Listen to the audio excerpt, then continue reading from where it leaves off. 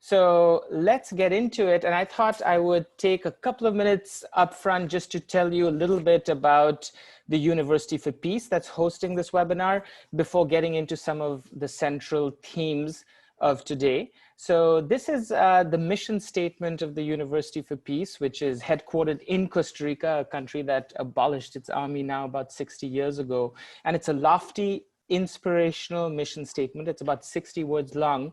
But I think at the heart of this mission statement is our slogan, leaders who can change the world.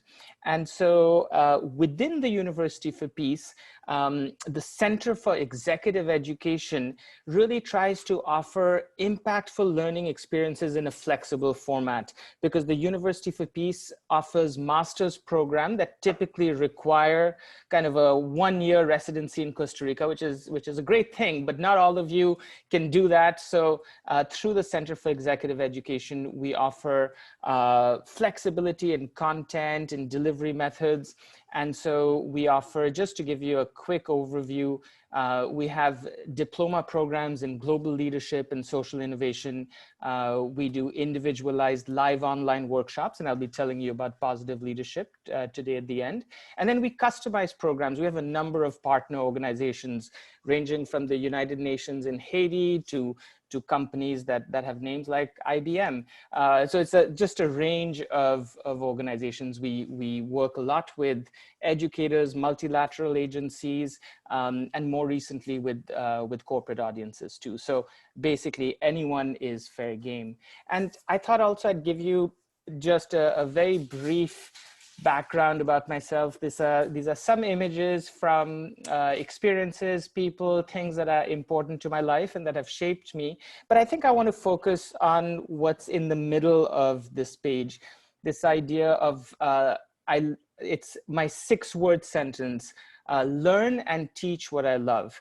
And what I want to share here is that I do feel I've had a lot of experiences in leadership positions across sectors and geographies.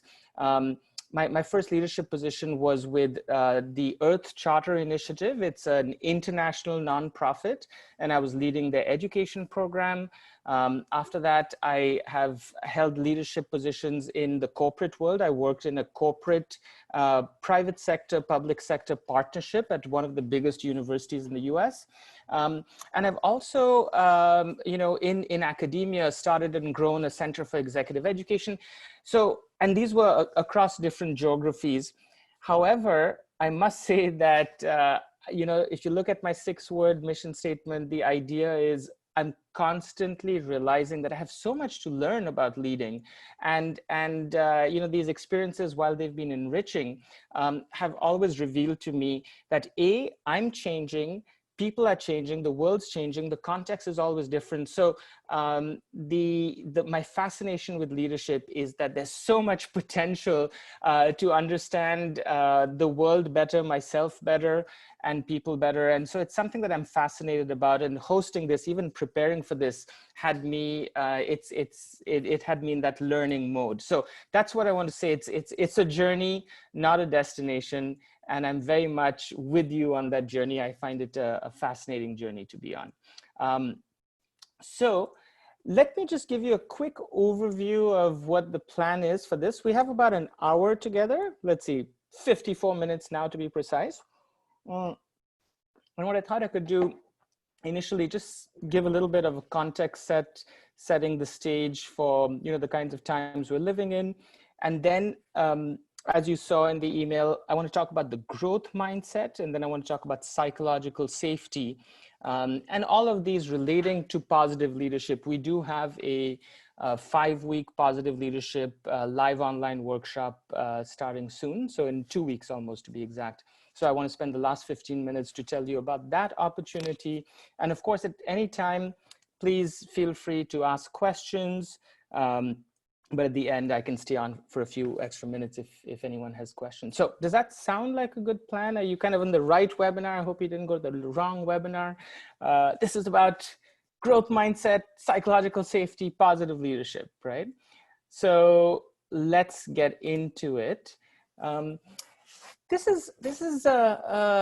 know, the idea that the old assumptions about climbing the career escalator have changed. So a little bit about the context.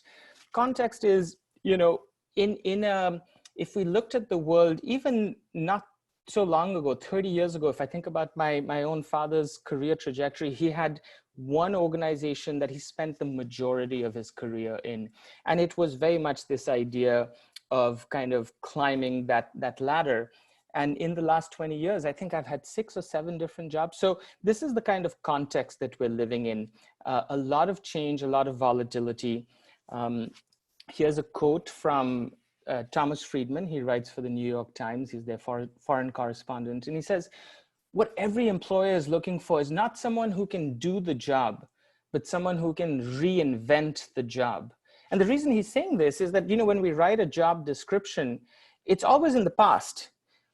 And what happens is the world keeps changing, our business and organizations change, but the job description of the person we hired was you know, what we thought we'd want.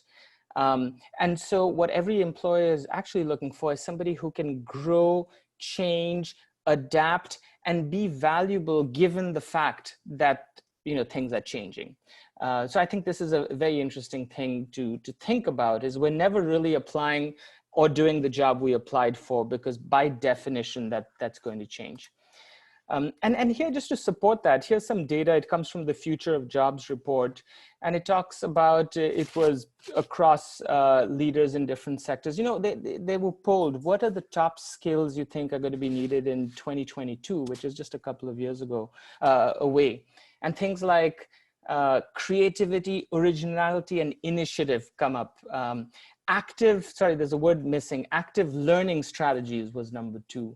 And so you can see that these kinds of skills, analytical thinking, critical thinking, creativity, are not things that one comes into the job with. These are things that are dependent on one's mindset, on one's ability to constantly take in information, grow, and it's very little relying on things that one already knows and brings into a situation. So, and by the way, it's interesting to me that this is just 2 years out and looks already quite a list.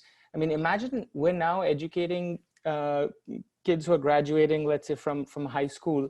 They're going to be in the workforce another 30, 40 years. I can't imagine what the world's going to look like in that far of a future. So I want to pause here, and you know, that's a little bit of the context I wanted to set, to have you think a little bit about, so what does it mean? What does leadership mean in this context? And this image over here, you know, some of you have heard this kind of fable, this story. It's depending on your particular perspective. Leadership probably means something quite different to somebody who's in Ethiopia or in North Carolina, and depending on what kind of organization and position you have. But part of any kind of course that we have brings together people from different perspectives to try and construct a whole. So here, what I want to ask you is, we're going to use the text box. And I'm going to give you just about 30 seconds now to type in 1 to 3 words that come to mind when you think about leadership. When you think about the word leadership, what are 1 to 3 words that come to mind? And then when I say go, that's when you hit return, and we'll just get a waterfall of different words from across the globe on what leadership means to you. So we have 52 participants on this webinar. So everyone take 30 seconds or so now in your text box. So do you see the chat box? It's the same chat box that you had earlier on. I'm going to just stop sharing for a second. So here you go. I'll just put a quick message here, so it pops up the chat box. So 1 to 3 words that come to mind when you think about leadership. Yeah, go for it. Fantastic. So, you know, you can see some of the words do come up. It would be great to create almost a word cloud of the different things that have come up. But what I want to say is that, you know, in no way do we try to impose a definition of leadership on anyone who goes through our programs. We realize that it is highly relevant to your context. It's highly depending on who you are. That being said, I do want to share some thoughts about, leading at different levels and who is a leader.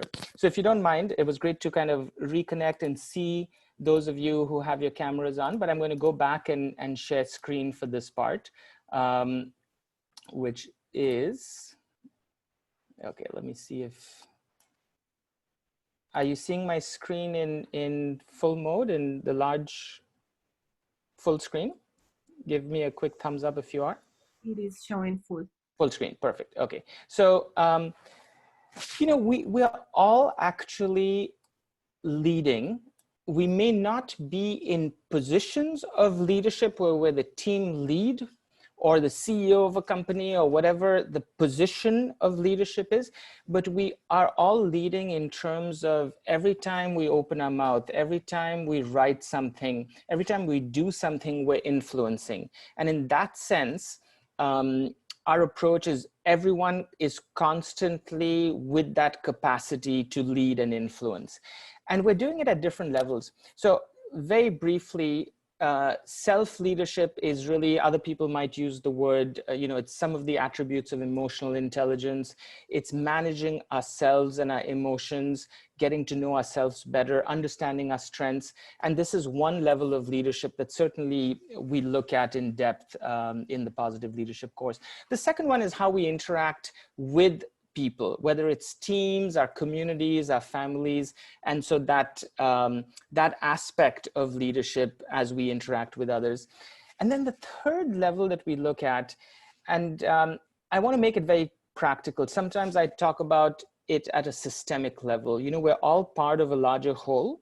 And when we look at issues like, whether it's global poverty or discrimination or climate change, we actually all can have an impact at a systemic level.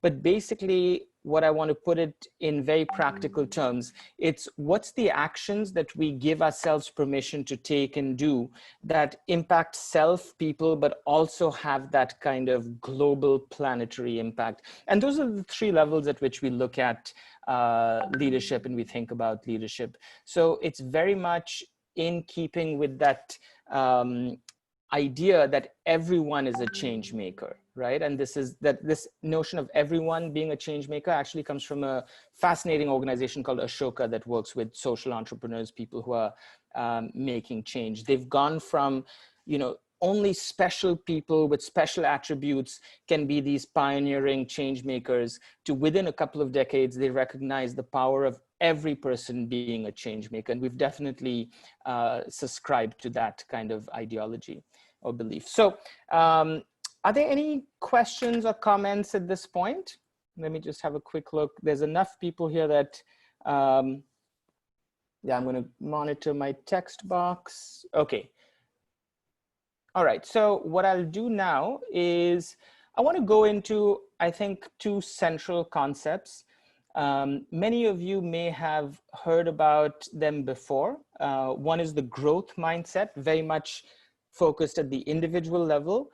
And then the concept of psychological safety, which to me, the connection is it's really looking at the growth mindset at an organizational level, right? Even though these concepts typically are talked about in very, very different environments. I often hear about the growth mindset in education and psychological safety in organizations, but really I think they're at the heart of positive leadership. So what I want to do is go into both, but really this is an appetizer. By the way, in the time we have together, I want to have you think about powerful concepts. The lovely thing today is that, in 43 minutes, when you'll be off this webinar, you can go a lot further into any of these with a simple Google search. But what I do want to do is really spark your interest and curiosity, and also tell you that I think these are at the heart of what the endeavor we're facing as leaders today. So that being said,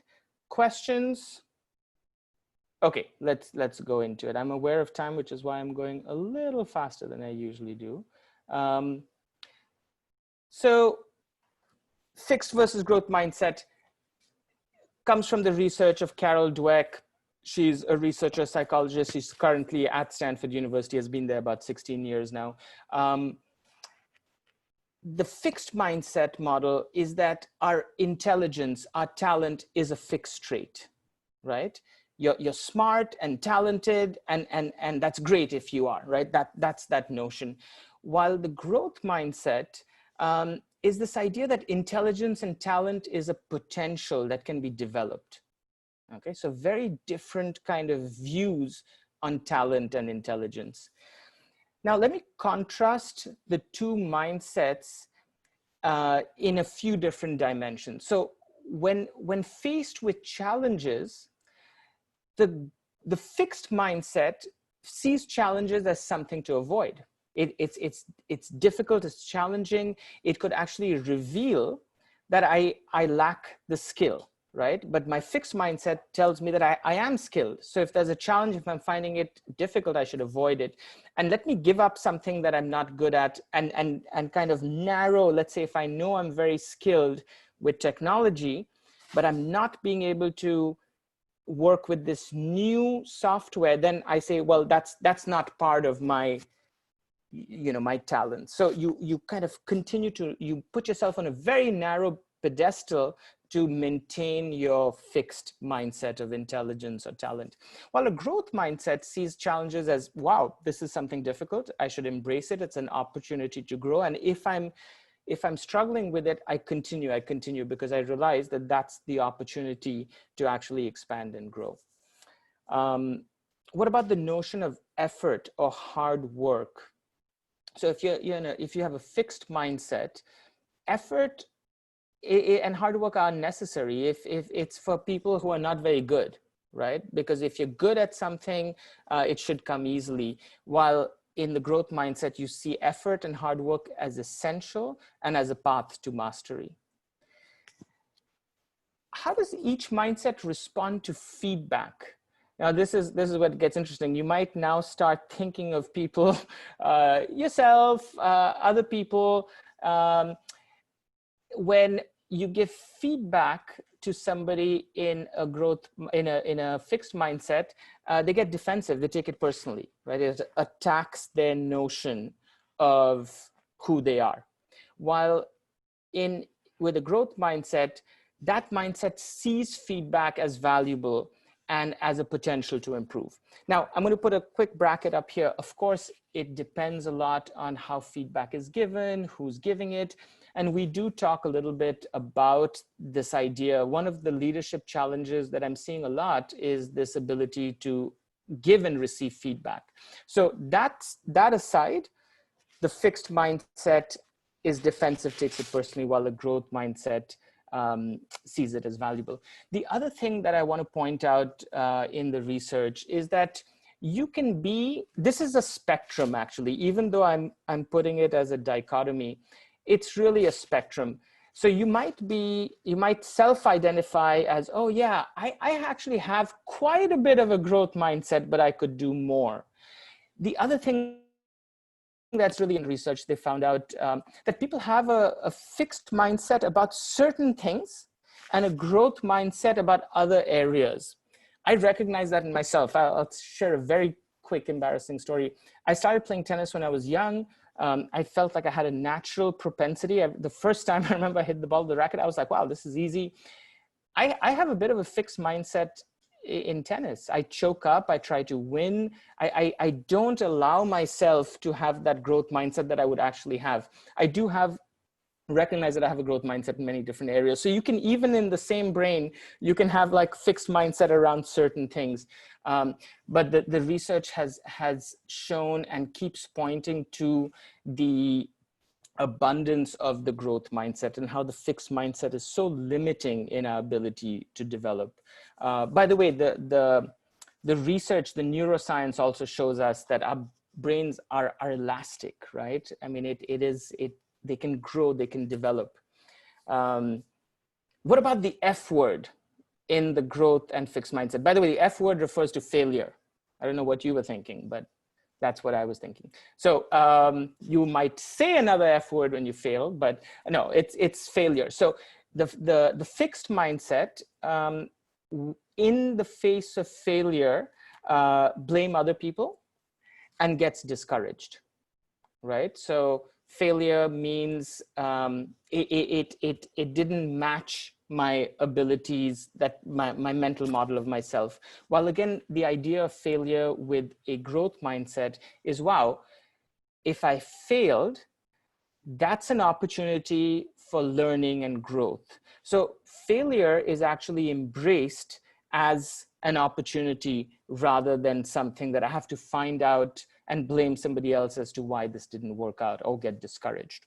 So this is what I wanted to share with you briefly in terms of a framework for understanding Carol Dweck's research on the fixed mindset versus the growth mindset. A lot of her research was and still is applied to education circumstances, the message we give kids, parenting.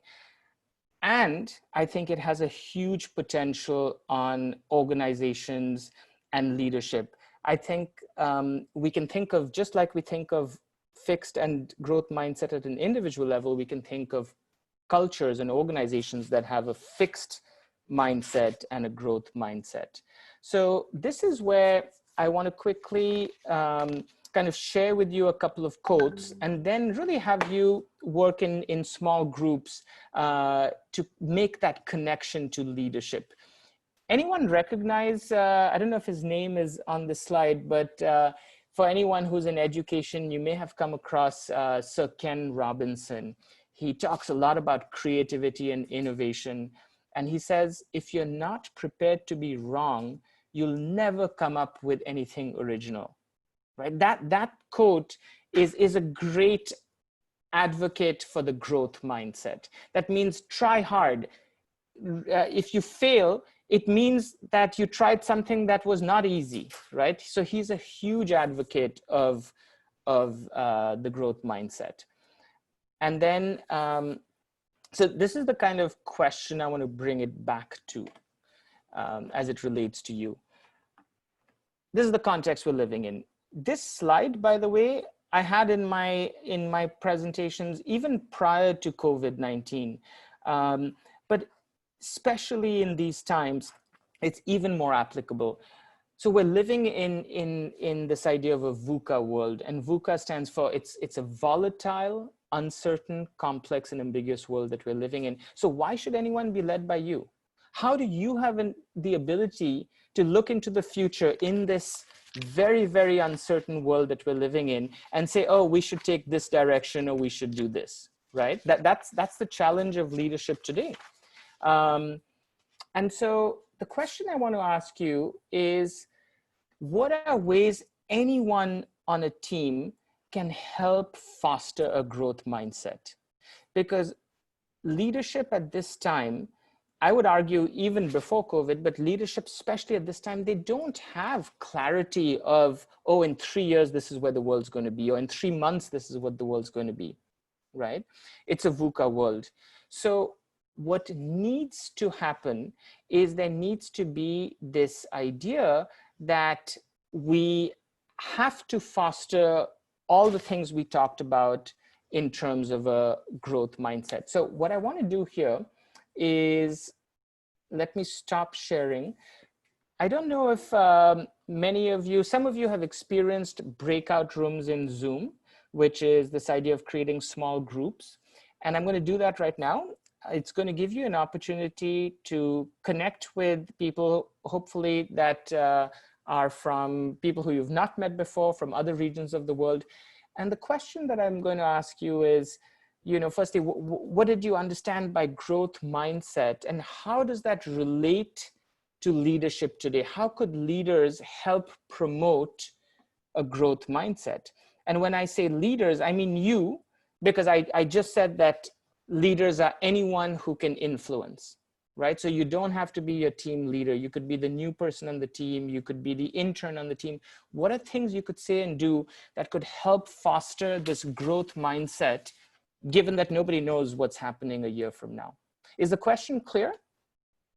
It's a space for you. By the way, our approach to learning, and even with 50 people in the room, I'm going to try this, is that you need to actively be engaged in the process. I've talked about growth versus fixed mindset, but what does this mean to you is where you really go from passively kind of hearing a message to engaging with the content. So I'm going to put you in 10 breakout rooms. There's going to be about 5 people per room.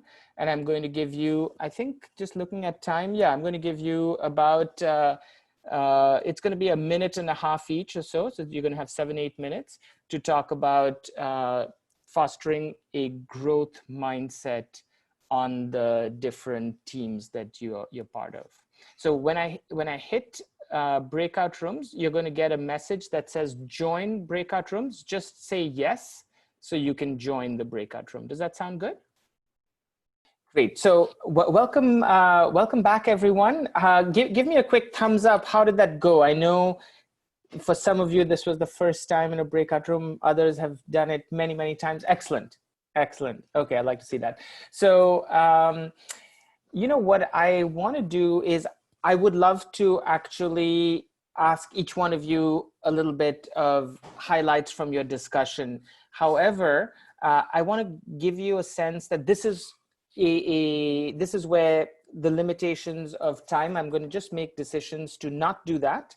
But that's what we would do when we have a smaller group. Let's say if we were going through the 10-session positive leadership course, we'd have a chance to debrief. So instead, I'm going to go back to where we left off here. I'm going to share screen.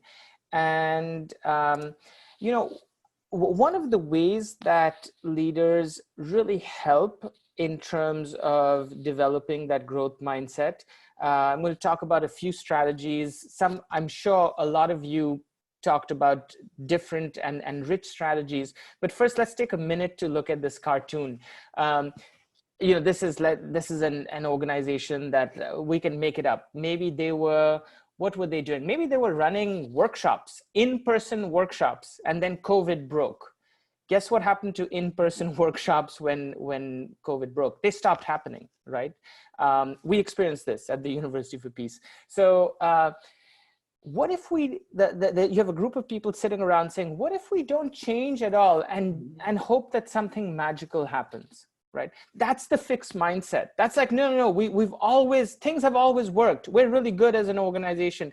Let's not do anything different, because that's taking a risk. That's getting out of your comfort zone. You might fail if you try something else. That's experimentation. So what leadership does that's trying to encourage the growth mindset, it lowers the barriers to failure. It creates organizations that can experiment, that can try new things. You know, it plays to, in a situation where things are not going so well, it plays to what has worked well in our past. What are the things that we know work well for us, and how can we bring them into this new environment, right? So this word appreciative inquiry is something that in our positive leadership workshop, we really look at as a tool that leaders can use to grow a growth mindset and develop a growth mindset. Another fun activity that I'll encourage all of you to do is, you know, we all have CVs and resumes and LinkedIn profiles. What about creating a failure resume? So that's an activity that we do. And on your failure resume, you would list, what are some of the programs I applied to that I didn't get into? What is some academic, this is an academic, what is an academic position that I applied to? What's a scholarship that I applied to and I didn't get? What's something I tried that didn't happen, right? And if you can't come up with anything for your failure resume, then you're not trying hard enough. You're not doing things that are out of your comfort zone. You're not extending yourself. You're staying too safe. So the whole idea of a failure resume is, we need to celebrate these failures. Failures are an indication that we're trying things that are hard and complicated. So there's lots of things that leadership can do to kind of encourage experimentation, can encourage a growth mindset at an organizational level. And that is actually called psychological safety, which I've made the connection. I don't think that psychologists necessarily have. I'm sure someone has, but I want to talk about this concept of psychological safety. And because it really is an extension of the growth mindset, the way I see it, I won't spend too long on psychological safety. Just like the growth mindset, if at the end of the next 5 or 6, 7 minutes, you're like, wow, the psychological safety concept, I want to learn more, type these 2 words into Google, and there's a wealth of different resources, information that you could find. That being said, you know, one of the kind of, I would say, skills in this century and this time is the ability to synthesize. So if you start linearly looking through all the resources, that's not going to be very helpful. So what I've tried to do in 5 minutes is synthesize a little bit. What is this psychological safety, and why is it such an important attribute in leadership? And so I want to start with the Google story. Google started off as a startup. A lot of their success they felt owed to their small team structure. And when people worked in these teams, they felt, you know, committed, everyone was involved. But as Google grew much, much larger, they continued working in teams. But they realized that, you know, now across these thousands of different teams that they have, there are different levels of team performance. Some teams, you know, were performing really well, and other teams not so well. So they conducted what ended up becoming a multi-year study with a team of different PhDs in organizational development and psychology to try to understand what were the main factors that allowed some teams to become high-performing teams and other teams not to do so well. So they wanted to tease out the factors of high performance. They had theories. They had theories like, if people on a team know each other beforehand, they will do well. If individuals on a team are superstars, that team will do well. None of those theories played out. And eventually, the one criteria that they were statistically able to show correlated with high-performing teams is this idea of psychological safety. Google didn't coined the term psychological safety. It comes from research by a Harvard psychologist whose name is Amy Edmondson. Her original research paper you can also download on the web. It was a 40-page research paper she wrote up based on her study in hospitals, actually. But let me share with you the concept of psychological safety in one sentence. Psychological safety describes a team climate characterized by interpersonal trust and mutual respect, in which people are comfortable being themselves.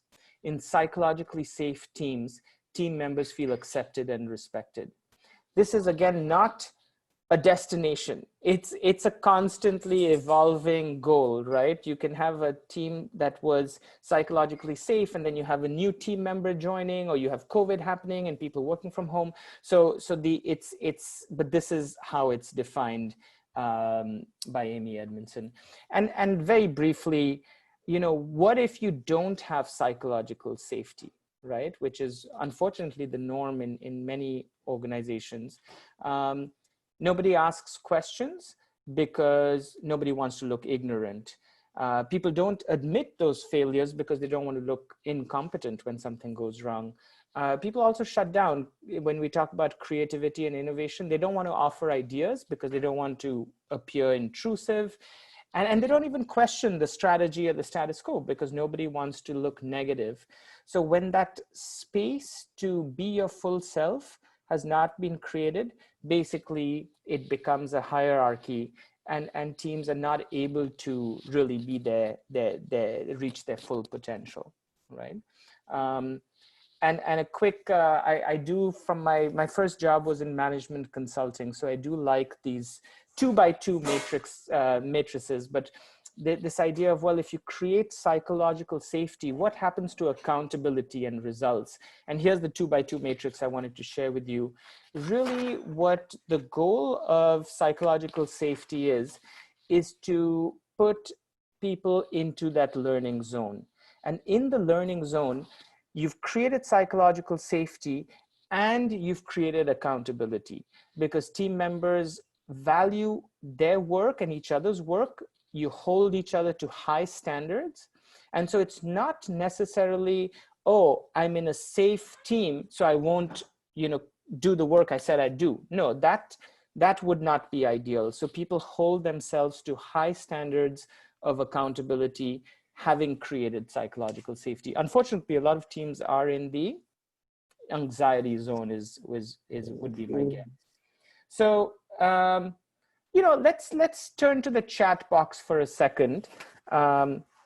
What strategies have been most helpful in building psychological safety for teams you've been part of? So I'm going to stop sharing here for a second. And yeah, let's take a minute. What are some things that you've noticed has been done on teams that you're part of that has helped create that sense of psychological safety? And again, I'll just read: psychological safety describes a team climate characterized by interpersonal trust and mutual respect, where people are comfortable being themselves. So what are some things that you've seen and noticed that help build psychological safety in teams?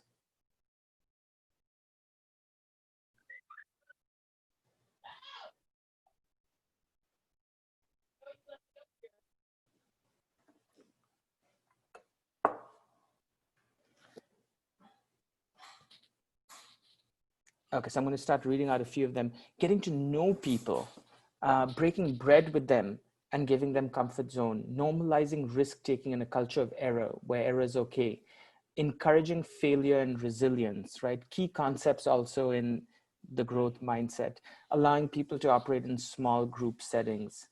When the lead dean admits mistakes and asks for input from the faculty, oh, wow, that's a novel idea.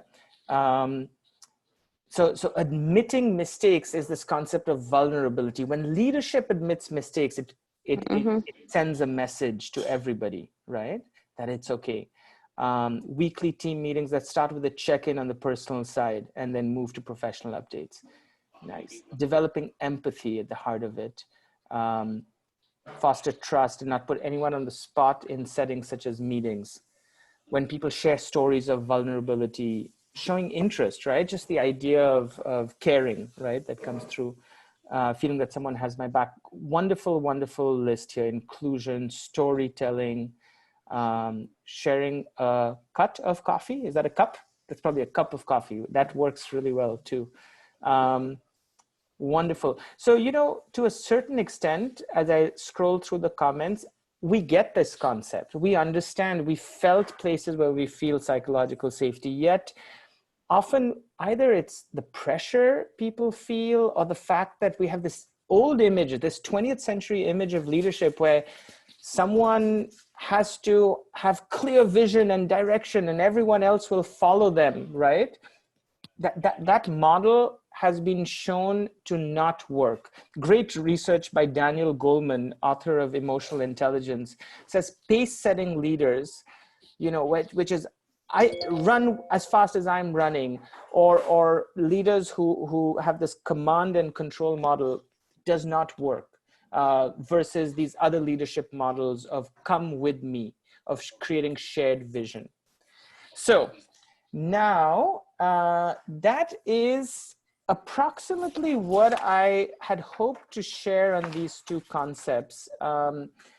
And what I want to do now in the last 10 minutes, I had said 15, but anyone on my team here, Hannah and Esme, know that I get very excited about concepts and content, less excited about telling you details of things, but the details, the reason we're going to take these 10 minutes to talk about the Positive Leadership course is this was an appetizer of things that, of course, there is a lot more in our Positive Leadership course. So some of you hopefully have enjoyed this opportunity to connect, to reflect, to learn. And for others, you'll consider kind of this longer opportunity. So if you don't mind, I'll share screen again and just give you a little background about the Positive Leadership live online workshop that we're launching in a couple of weeks, right? And so the idea is that this workshop would really allow you to take that next step in both your personal and professional journey. We think of leadership as both introspective, reflective, as well as how do you make an impact on the outside world, all the different communities you're part of. And so it's that self-reflection, working in teams, and then also taking action, right? Those are the three areas that we would be focusing on across 10 different modules. The other thing I want to say, which has been really fun over the last few months, of the silver lining for me ever since COVID broke, I love doing in-person workshops, and I hope one day that I'll get to do those again. But for the last 4 months, we've been working a lot with trying to replicate our model of how good learning happens through Zoom, which is great learning happens when people have a chance to discuss, relate to the content, teach others.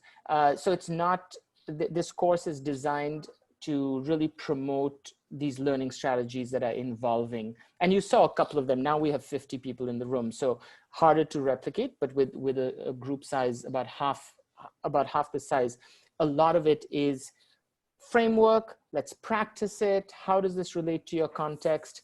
And so the program design, we are attracting 24 participants who are working at different leadership levels. The goal is for participants to share the work that they are doing and challenges that they are facing also in the leadership area. There's a balance between structured time as a large group and small group activity. And there'll be case studies, guest speakers, videos, of course, readings, and there's a project at the end of it. And the goal also is that you get to network and build a learning community through this positive leadership course that endures beyond the 5-week period of the course.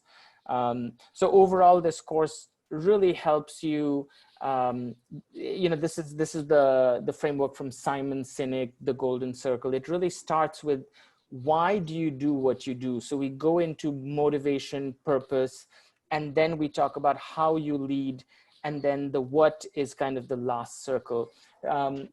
So again, it's this idea of starting from the inside out. And in terms of the 10 different modules, each module is going to have a 1-hour live online session similar to this one, but a smaller group. And there'll be some pre-reading before each session, and there's always some application of the concepts post-session. So, at this point, if you're interested, you can just look at a sense of some of the modules. Week 4, managing energy, not time. Appreciative inquiry, which is a great way for leadership to kind of build that growth mindset. There's a whole session on teams and psychological safety in week 4. So you can get a sense of the smattering of the different topics. These are, I would say, cutting edge, relevant topics. We can send you a syllabus upon request, so you can get a better sense of the flow and the readings. So in terms of, just to summarize some of the benefits of enrolling, I do feel that the content is cutting edge, in the sense highly relevant to what we're going through. The international network, of course, which you're experiencing right now, this live online format. And the goal is for you to emerge from this experience with just a renewed confidence in your ability to lead. Again, lead is not positional leadership, right? Influence, direct your own life, influence others in this VUCA world that we're living in. And of course, for those of you who are familiar with UPEACE, you might know that we were established by the United Nations. And so at the end of this course, you would also get a certificate from a UN established university, which frankly is a big deal, one way or the other, whether you put it on your LinkedIn profile or your resume. So all of these are some of the benefits of enrolling. Maybe just a thought to kind of wrap this up almost, is we all have the capacity to inspire and empower others. We must be willing to first devote ourselves to personal growth and development as leaders. This quote comes from an article in week 1 of the course. It's a Harvard article called Authentic Leadership. And so that's where we start, with this idea of being willing to invest in some reflection and personal growth. So thank you. This is a amazing. I've actually done what I've never managed to do before, which is left myself and all of you a few minutes at the end for Q&A. Hannah and Esme, you'll testify to this has never happened, but I've been rehearsing. I've been trying to pace through this. So let me stop sharing and open it up for Q&A. I see people who've been on previous webinars with me. Sabino, I don't think I've ever finished something 3 minutes early. but yeah, the goal of this really was to also give you a sense of this longer experience ahead. So please, Hannah, also jump in if Hannah and Esme are part of the center's team, and we'll be in touch with you if you have questions. But let me pause here. So let me check the text box. Okay, so far no questions. Hannah, anything you want to add? Yes, so actually, if anybody is interested in the positive leadership course, simply we'll follow up around the webinar and we'll send out the recording for you all to have. But if you're interested specifically in the August 18th course, simply send me an email with the subject line positive leadership interest, and we'll go from there. There you go. And Mohit's put my my email in the text box. And feel free to also, if for you can. My email is mohit@upeace.org. You did register for this webinar, so we have your email, so you'll get kind of a follow-up from us. But sometimes the recording takes a while to upload. So if you're like, just have a question, say, hey, shoot me the syllabus, just email us right after and we can be in touch. Fantastic. Let's see if there are other questions.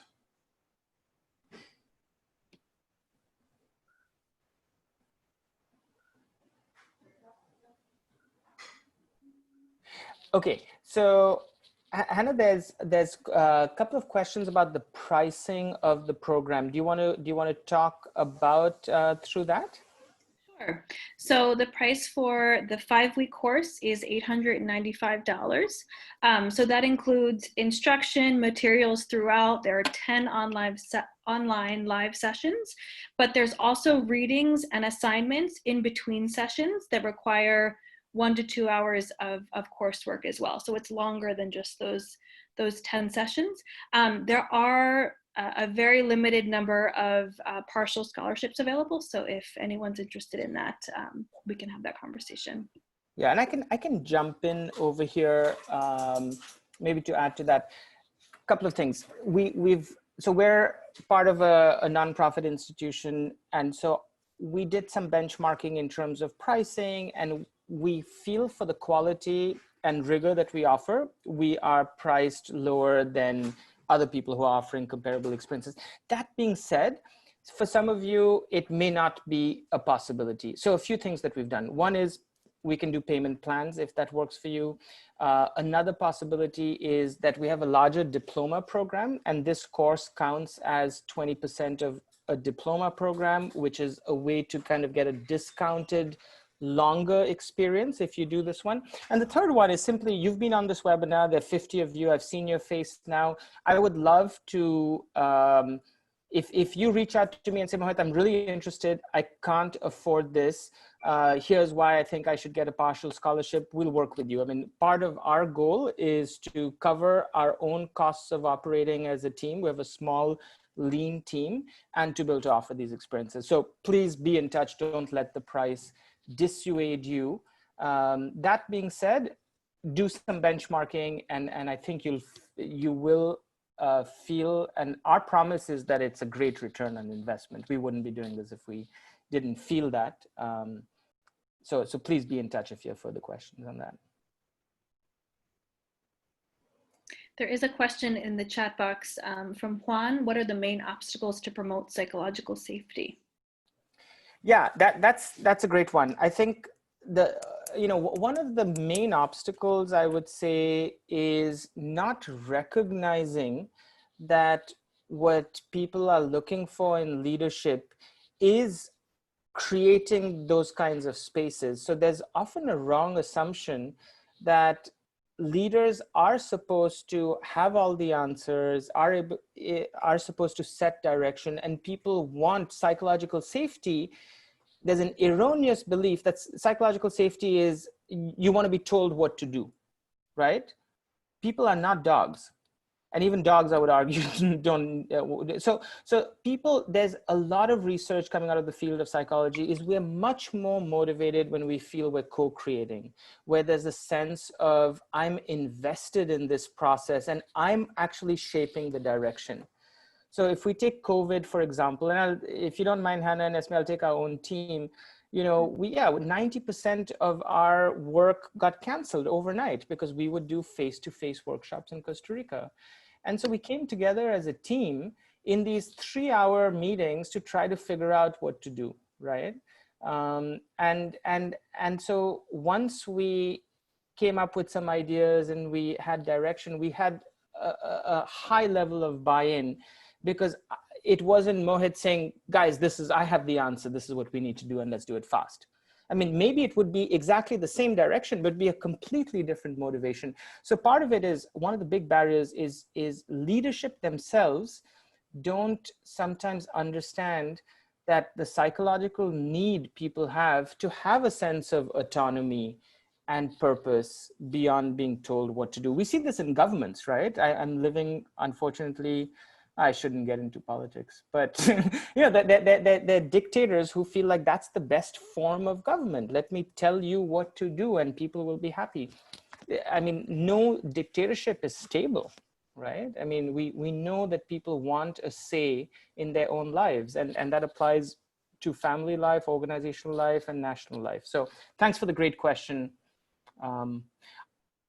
I know we've gone a couple of minutes over time, and I know a lot of people have back-to-back and feel rude if they drop out. So what I'm going to do is let everyone who needs to go just to say a big thank you for joining. We'll be following up, and then I'll stay on a couple more minutes if anyone has any questions, and I'll see if Hannah and Esme can do the same. So thank you so much for joining. Really appreciate your presence, which is